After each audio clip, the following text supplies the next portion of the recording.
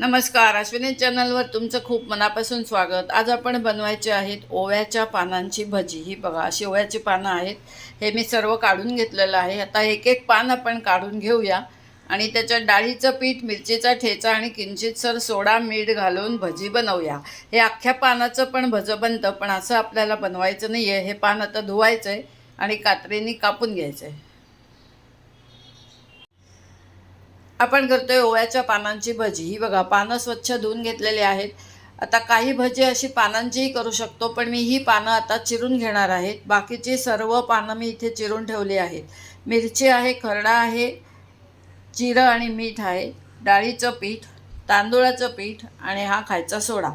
हे सर्व साहित्य एकत्र करायचं आहे आणि बनवूया ओव्याच्या पानांची भजी।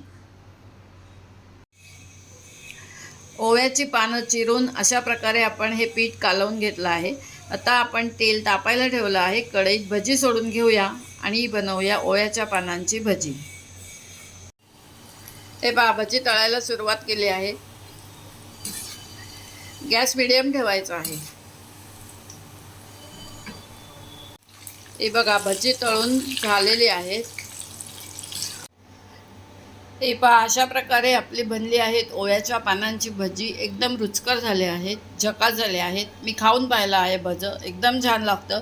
ओव्याचं पान चिरून भजी करून बघा। आवडल्यास लाईक, शेअर, सबस्क्राईब करायला विसरू नका।